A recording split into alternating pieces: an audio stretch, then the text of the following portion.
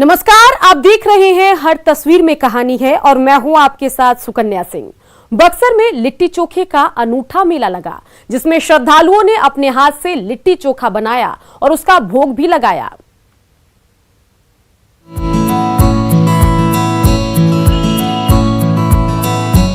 बक्सर के इस मैदान में लिट्टी चोखे का मेला सा लगा है। अपनी अपनी गठरी लिए पहुंचे ये श्रद्धालु लिट्टी और चोखा तैयार करने में जुटे हैं। कोई आटा गूंथ रहा है तो कोई सत्तू तैयार कर रहा है, तो इधर कोयला और गोबर के उपले से आग जलाने की कोशिश में धुआं उठने लगा है, तो इधर अंगीठी जल गई और उस पर कच्ची लिट्टी को पकाने की कोशिश हो रही है। एक पावन पर्व है हमारा बहुत। आप नजर उठा के देखेंगे पूरे जिला के लोग यहाँ पे आके एक साथ एकजुट होकर एकता का प्रतीक दिखाते हैं। पर्व हमारे लिए बहुत मायने रखता है। कहते हैं बक्सर की इस पावन धरती पर त्रेता युग में भगवान राम ने कई लीलाएं की थी। उनकी याद में हर साल पंचकोशी मेला लगता है, तो समापन पर भक्तगण बड़े चाव से लिट्टी चोखा बनाते हैं और प्रभु को चढ़ाते हैं और फिर उसे चखते भी हैं। कहानी यही है कि मतलब कि रामचंद्र जी आए थे और तड़का को मारे थे और मार के यहाँ पर भी लिट्टी चोखा खाए थे। यही कहानी है। इसी परंपरा का निवारण। हाँ, इसी परंपरा का निवारण है। बक्सर की परंपरा और मान्यताएं अपने आप में निराली है, जिसे बक्सर के बाशिंदे आज भी उसी शिद्दत के साथ मनाते हैं जिस तरह कभी उनके पूर्वज मनाया करते थे। पुष्पराज, न्यूज़ 18, बक्सर। छपरा का एक पेड़ बिछड़ों को अपनों से मिलाता है। इस पेड़ की प्रसिद्धि इतनी है कि हर किसी की उम्मीदें इस पेड़ से जुड़ गई है।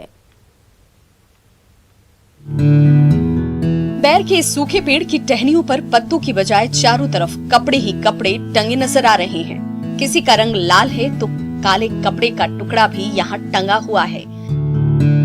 दरअसल छपरा के उल्हनपुर गांव का ये पेड़ अब तक न जाने कितने बिछड़ों को अपनों से मिला चुका है। तभी तो इस स्थान का नाम बैरिया बाबा पड़ गया। अब जब भी गांव में किसी की गुमशुदगी की खबर आती है, उसकी याद में उसके कपड़े इस पेड़ पर टांग दिए जाते हैं। उसके घर में जल्द ही खुशियाँ लौट आती हैं। जो आदमी भूला जाता है, जिंदा रहता है, तो यहाँ पे उसका कपड़ा लेके डाल दो, वो खुद ब खुद आ जाता है। कभी ऐसा सुना कि कोई किसी का बुरा हुआ आदमी आ गया हो? सुने हैं, बहुत बार सुने हैं। बैरिया बाबा यानी कि बैर का ये पेड़ दिन ब दिन कपड़ों के टुकड़ों के वजन से झुकता जा रहा है, तो इसके साथ ही गांव वालों की ये मान्यता भी मजबूत होती जा रही है जो इस पेड़ से जुड़ी हुई है। संतोष गुप्ता, न्यूज़ 18, छपरा। हजारीबाग की इंटरनेशनल फुटबॉलर झालू कुमारी सिर पर बोझा ढोने को मजबूर है। उसके गोल पर कभी दर्शक तालियां पीटते रहते थे, लेकिन किस्मत ने उसे मझधार में ला छोड़ा है।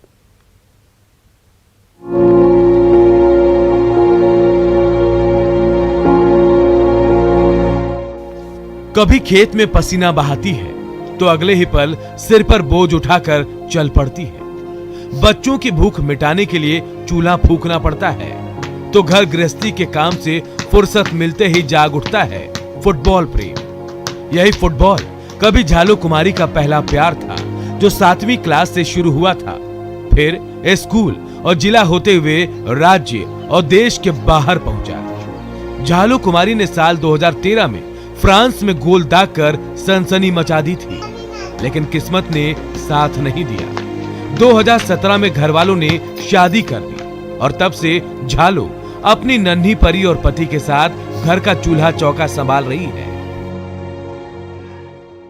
सबसे पहले झारखंड स्टेट पर खेले, झारखंड स्टेट से सिलेक्शन हुआ तो नेशनल खेले, नेशनल खेलने के बाद इंटरनेशनल में भी सिलेक्शन हुआ।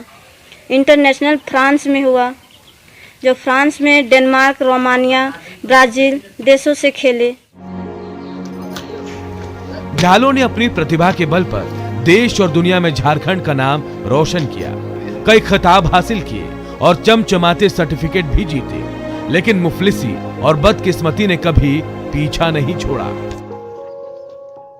मेरे जैसा खिलाड़ी को सरकार नौकरी नहीं देंगे तो कैसा खिलाड़ी को नौकरी देंगे? जो स्टेट खेल लेता है उनका नौकरी हो जाता है, लेकिन हम इंटरनेशनल खेले, लेकिन मेरा आज तक नौकरी नहीं हुआ। झालों के गोल पर कभी झारखंड से लेकर दुनिया भर के फुटबॉल प्रेमी खुशी से मचल उठते थे, लेकिन वही झालो आज फुटबॉल मैदान से बाहर होकर जिंदगी की जंग लड़ने को मजबूर हो गई है। राकेश कुमार, न्यूज़ 18, हजारीबाग।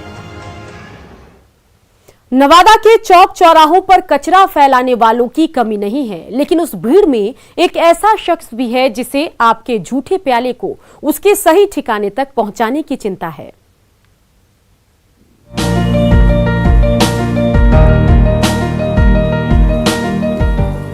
तन पर मैले कुचले कपड़े हैं, लेकिन चेहरे पर हरदम मुस्कान तैरती रहती है। न खुद का नाम ठीक से याद है और न ही घर का पता, लेकिन इस शख्स को कूड़े का पता जरूर मालूम है।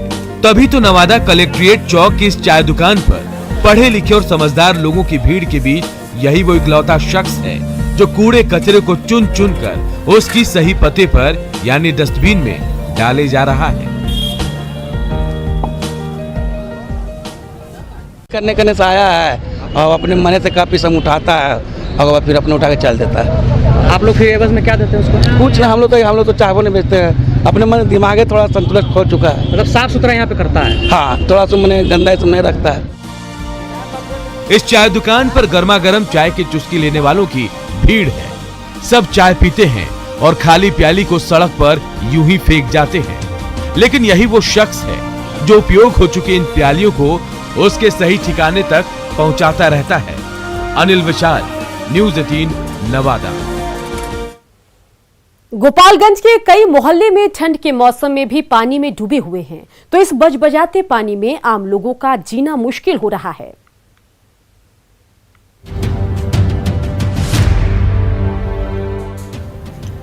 मॉनसून गुजरे कई महीने होने को हैं, लेकिन गोपालगंज के सरैया मोहल्ले में जमा पानी निकलने का नाम नहीं ले रहा।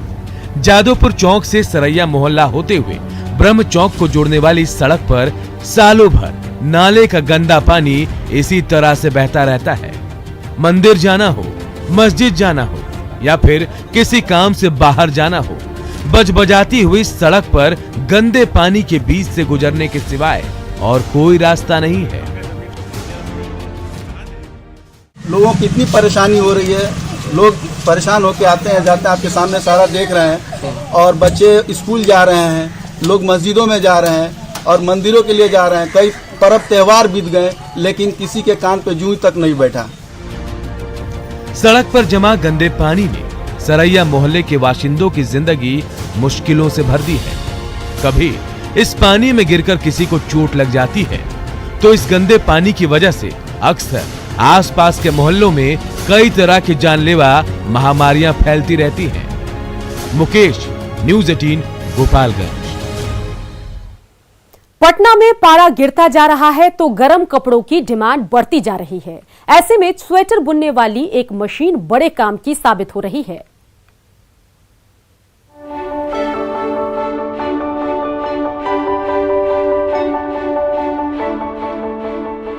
सुल्तान परवीन के हाथ मशीन पर चलते जा रहे हैं और रंग बिरंगे धागों से जुड़कर डिजाइनर स्वेटर बुनता जा रहा है। यही वो मशीन है जो आपकी पसंद, आपकी फिटिंग और आपके फेवरेट रंग के धागों से आपका डिजाइनर स्वेटर तैयार कर सकता है, वो भी महज 2 घंटे के अंदर। पटना के लहासा मार्केट में स्वेटर बनाने की ये मशीन इन दिनों आम लोगों के बीच आकर्षण का केंद्र बनी हुई है। तैयार मशीन द्वारा होता है जी, और इसमें जो है कि जो नाप देते हैं उस हिसाब से बनाते हैं हम लोग। लंबाई चौड़ाई जो उनका है तो सुई के हिसाब से लंबाई चौड़ाई निकालकर। हर किसी के शरीर पर फिट आने वाले कपड़े आसानी से नहीं मिलते, तो सर्दियों में अपने साइज और पसंद का गर्म कपड़ा पहनना और मिलना मुश्किल हो जाता है, लेकिन इस मशीन ने इन सारी मुश्किलों को दूर कर दिया है। सबसे बड़ा बात है कि पटना में साइज का प्रॉब्लम बहुत ज्यादा है लोगों का। एक स्वेटर ब्रांड में अगर जाते हैं आप तो 2000, 3000, 5000 के रेंज में आता है, और हमारे पास 1000, 1200 के रेंज में किसी भी साइज में अवेलेबल हो जाएगा। पटना में जिस तेजी से पारा गिरता जा रहा है, उसी तेजी से गर्म कपड़ों की डिमांड बढ़ती जा रही है। ऐसे में स्वेटर बनाने वाली ये मशीन आप हर तरह की डिमांड को आसानी से पूरी कर सकती है। Nancy, news 18 Patna. Kaimur police ने नशे की चलती फिरती फैक्ट्री पकड़ी है जो एक ट्रैक्टर ट्रॉली पर चलती थी। शराब माफिया की इस हरकत से हर कोई हैरान है।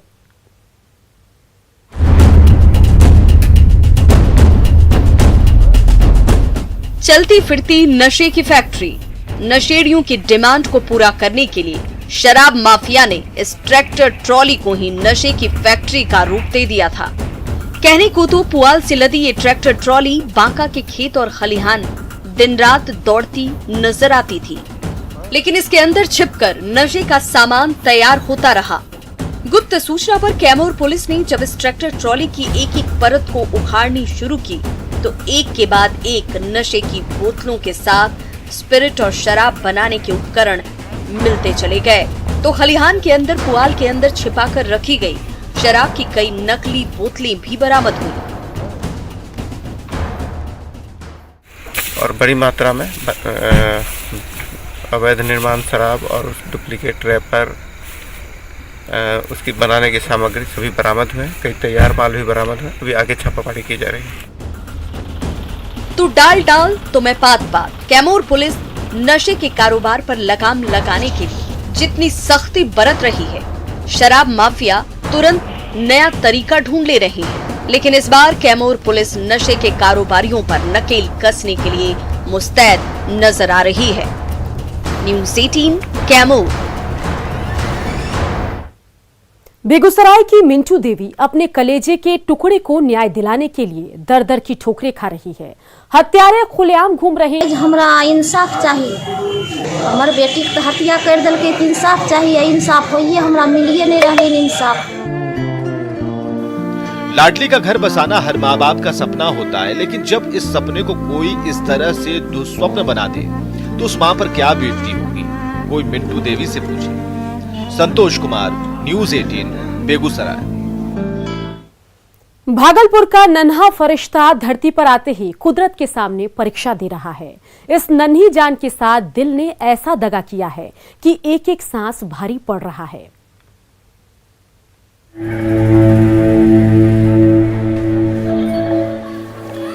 धरती पर आने के साथ इस नन्हे फरिश्ते ने अपनी ठीक से सांस लेना भी शुरू नहीं किया था कि कुदरत ने उसकी परीक्षा लेनी शुरू कर दी। भागलपुर के JLNMCH में नाथनगर के इंदर कुमार की पत्नी ने 2 दिन पहले इस बच्चे को जन्म दिया था, तो उसका दिल दाएं के बजाय बाईं ओर धड़क रहा था। तो नन्हे से दिल में 2 सुराख भी मिले। ऊपर वाले ने जब क्रूर मजाक किया तो धरती के भगवान इस मासूम को जीवन दान देने के लिए आ गया। अब ये नवजात NICU में डॉक्टरों की निगरानी में है। जांच में उसका जो दिल है वो बाएं साइड में नहीं, दाएं साइड में प्रॉब्लम है। हार्ट में 2 और छेद है इसको, PDA और ASD। उसके लिए इलाज के लिए हाँ, वो बच्चा भर्ती है अभी यहाँ। ऊपर वाले ने इस कदर मजाक किया कि माँ बाप की गोद में खिलखिलाने के बजाय मेडिकल उपकरणों से घिरा हुआ ये मासूम आज एक एक सांस के लिए कुदरत से जंग लड़ रहा है। आशीष, न्यूज 18 भागलपुर। बक्सर सदर अस्पताल में मरीजों के परिजनों का बुरा हाल है। अंदर बच्चों का इलाज चलता है तो बाहर ठंड से ठिठुरते परिजन इंतजार करते रहते हैं।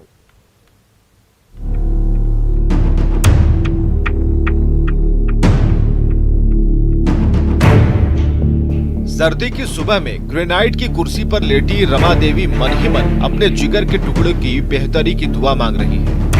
बक्सर सदर अस्पताल के SNCU वार्ड के अंदर बीमार शिशुओं का इलाज चल रहा है, तो बाहर ठंड से जूझते हुए उनके परिजन अपने लाल के स्वास्थ्य लाभ की कामना कर रहे हैं। इस शेड के नीचे बैठी इन तमाम महिलाओं की कहानी एक सी है।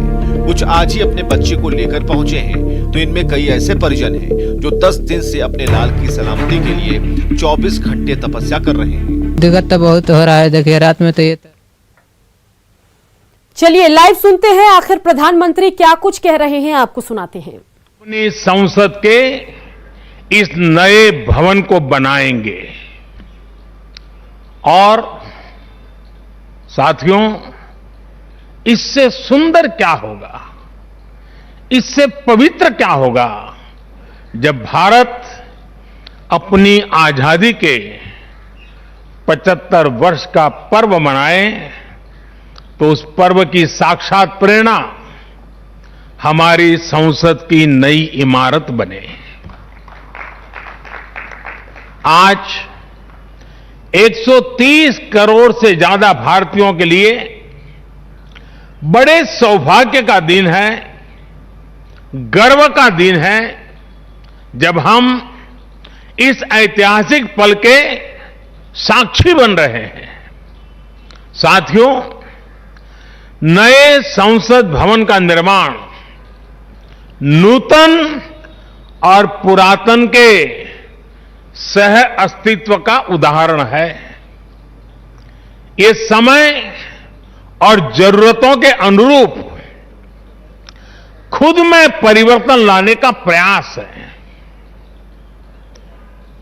मैं अपने जीवन में वो क्षण कभी नहीं भूल सकता जब 2014 में पहली बार एक सांसद के तौर पर मुझे संसद भवन में आने का अवसर मिला था। तब लोकतंत्र के इस मंदिर में कदम रखने से पहले मैंने सिर झुकाकर, माथा टेककर लोकतंत्र के इस मंदिर को नमन किया था। हमारे वर्तमान संसद भवन ने आजादी के आंदोलन और फिर स्वतंत्र भारत को गढ़ने में अपनी अहम भूमिका निभाई है। आजाद भारत की पहली सरकार का गठन भी यही हुआ और पहली संसद भी यहीं बैठी। इसी संसद भवन में हमारे संविधान की रचना हुई, हमारे लोकतंत्र की पुनर्स्थापना हुई। बाबा साहब आंबेडकर और अन्य वरिष्ठों ने सेंट्रल हॉल में गहन मंथन के बाद हमें अपना संविधान दिया। संसद की मौजूदा इमारत स्वतंत्र भारत के हर उतार चढ़ाव, हमारी हर चुनौतियां, हमारे समाधान, हमारी आशाओं आकांक्षाओं, हमारी सफलता का प्रतीक रही है। इस भवन में बना प्रत्येक कानून, इन कानूनों के निर्माण के दौरान संसद भवन में कही अनेक गहरी बातें, ये सब हमारे लोकतंत्र की धरोहर है। लेकिन साथियों, संसद के शक्तिशाली इतिहास के साथ ही यथार्थ को भी स्वीकारना उतना ही आवश्यक है। ये इमारत अब करीब करीब 100 साल की हो रही है। बीते दशकों में इसे तत्कालीन जरूरतों को देखते हुए निरंतर अपग्रेड किया गया। इस प्रक्रिया में कितनी ही बार दीवारों को तोड़ा गया है, कभी नया साउंड सिस्टम, कभी फायर सेफ्टी सिस्टम, कभी आईटी सिस्टम। लोकसभा में बैठने की जगह बढ़ाने के लिए तो दीवारों को भी हटाया गया।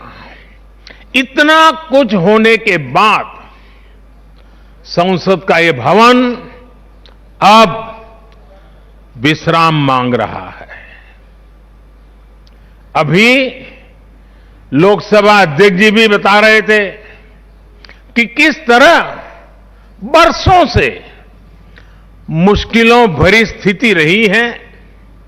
बरसों से नए संसद भवन की जरूरत महसूस की गई है।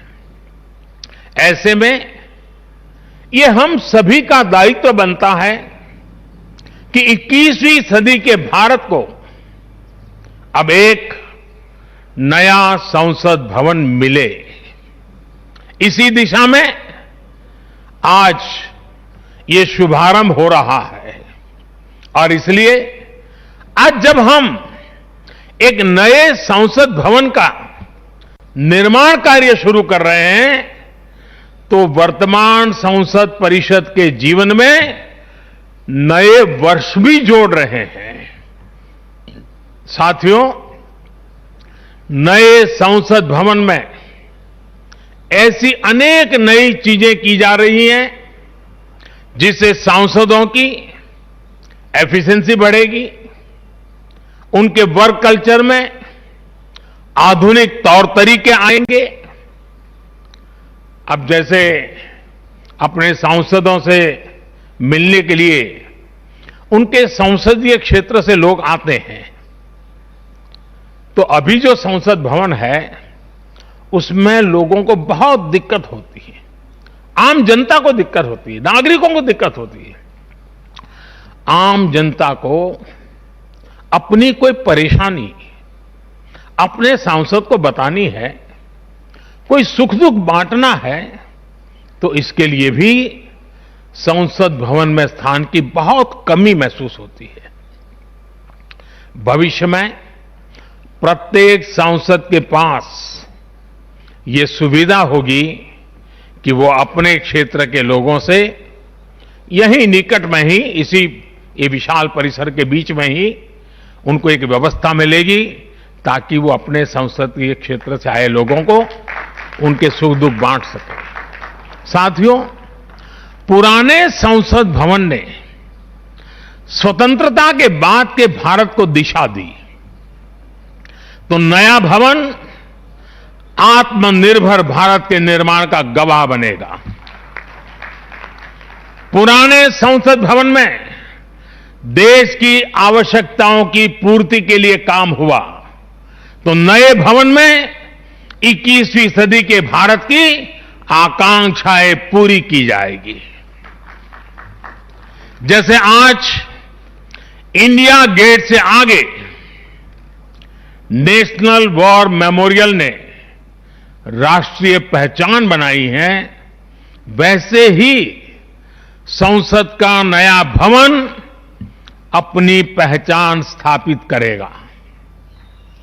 देश के लोग, आने वाली पीढ़ियां नए भवन को देखकर गर्व करेगी कि ये स्वतंत्र भारत में बना है।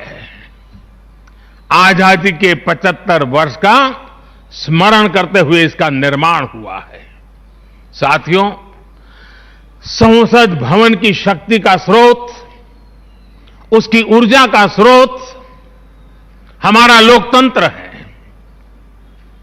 आजादी के समय किस तरह से एक लोकतांत्रिक राष्ट्र के रूप में भारत के अस्तित्व पर संदेह और शंकाएं जताई गई थी,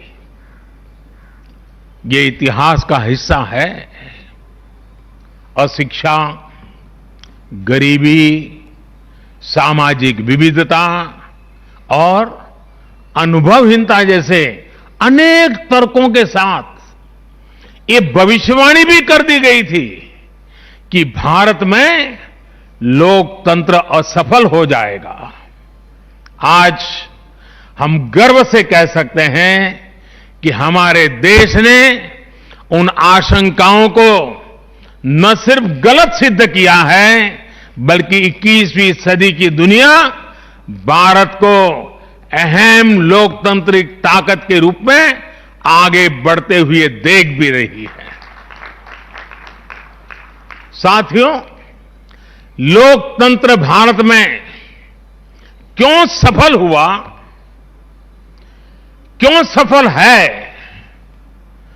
और क्यों कभी लोकतंत्र पर आंच नहीं आ सकती, ये बात हमारी हर पीढ़ी को जानना समझना बहुत आवश्यक है। हम देखते सुनते हैं दुनिया में 13वीं शताब्दी में रचित। तो बने रहिए, जल्द लौटेंगे।